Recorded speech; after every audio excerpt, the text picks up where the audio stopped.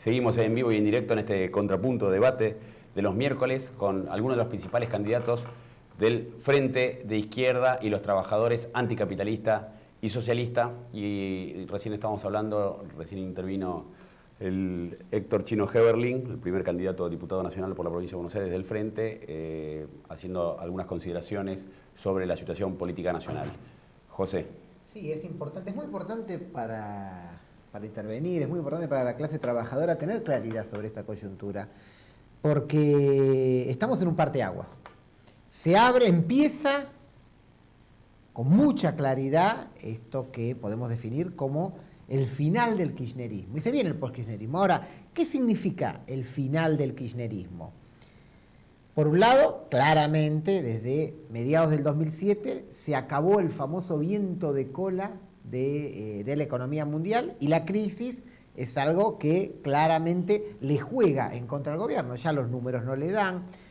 Ahora vamos a discutir, la segunda mitad del año tienen que pagar 10.000 millones de dólares de deuda externa, no tienen cómo hacerlo, hasta ahora vienen haciéndolo vaciando las cajas del ANSES, pero ya se viene la negociación con el Fondo Monetario, y eso implica ajuste, etcétera, etcétera. Entonces tenemos por un lado todo esto.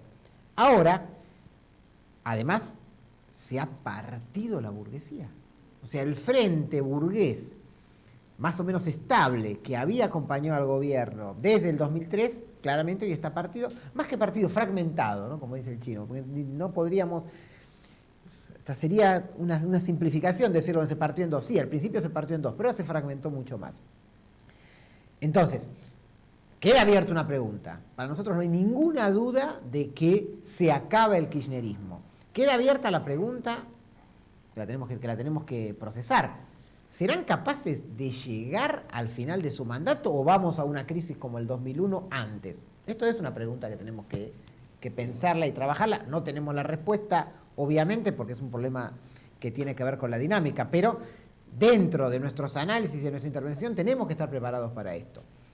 Ahora, y del otro lado está apareciendo el postkirchnerismo, en sus dos vertientes, ¿no? O sea, ahí tenemos que ver, por un lado, que para la clase trabajadora es fundamental entenderlo, esto que aparece bajo el nombre de peronismo disidente, porque no es la primera vez, digamos, desde el menemismo para acá, para no hacer más historia para atrás, que también la podríamos hacer, el peronismo ha tenido esa dinámica de decirle a la masa trabajadora, a sus votantes, no, el verdadero peronismo está en otro lado. Y entonces apareció, ¿no? En su momento Duhalde, después Kirchner.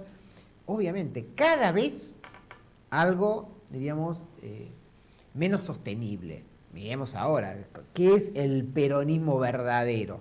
De Narváez, ¿no? Un empresario multimillonario, el mismo tipo que echó a todos los trabajadores de Casa Tía, el dueño de la Rural, Macri, bueno, si queremos más atrás, Reutemann, de la Sota. Bueno, pero esto es lo que está apareciendo y nosotros vamos a tener que enfrentarlo porque es efectivamente una de las grandes discusiones del próximo periodo, y hasta podemos adelantar, hay algunos que van a saltar, que todavía están en el kirchnerismo y que van a saltar probablemente después del 28 de junio. Y del otro lado, el frente, yo le puse este nombre del panradicalismo, que sí, evidentemente tiene un programa, como decía Cristian, que cada vez gira más a la derecha, ya casi hasta el final se sale del mapa, ¿no? Una propuesta que casi podríamos ubicarla dentro del neoconservadorismo al estilo del Partido Republicano de la época de Reagan. Entonces, este es el panorama en el cual nosotros tenemos que meter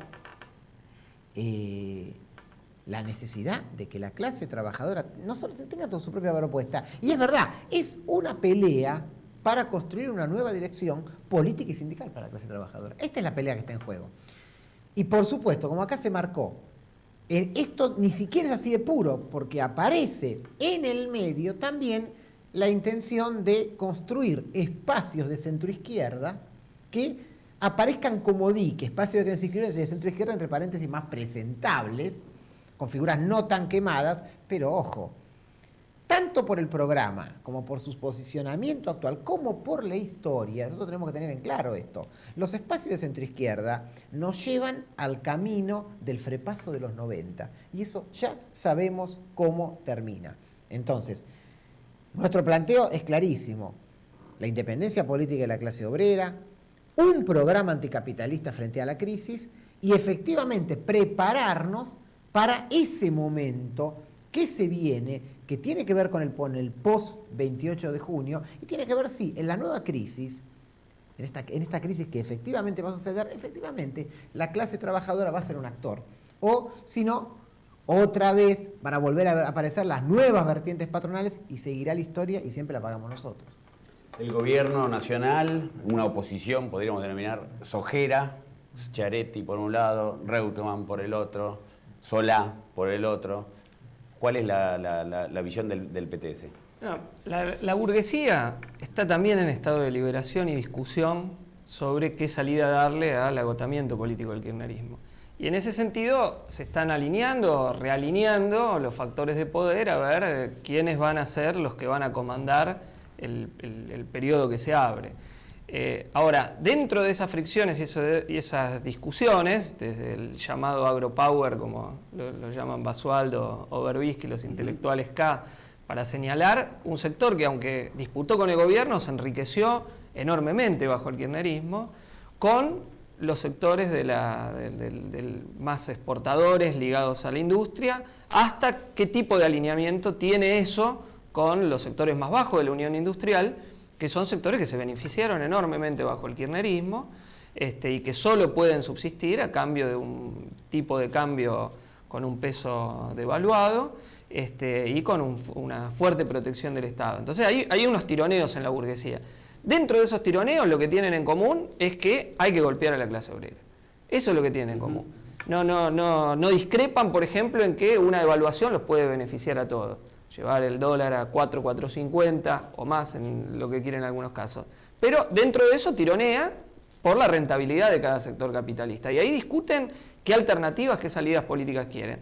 Todas son derechizando la situación política. Aún si el kirchnerismo llega a sobrevivir, es rodeándolo con el peronismo federal para que vaya limando de aquellos aspectos más demagógicos que tuvo el kirchnerismo. Para la burguesía es menos discurso de derechos humanos, menos negociación con los sindicatos, o sea, limarle parte de la demagogia del gobierno. Y un gobierno que quiere sostenerse haciendo un discurso como si hubiese modelos en discusión, en el sentido de que la política del kirchnerismo hubiese sido enormemente favorable a los trabajadores. Y acá hay que desmentir el discurso del gobierno. El gobierno ha mantenido una deuda externa en los mismos niveles que estaba como porcentaje del Producto Bruto Interno antes de la crisis del 2001. El mismo nivel como porcentaje del PBI. Ha mantenido el mismo nivel de precarización laboral.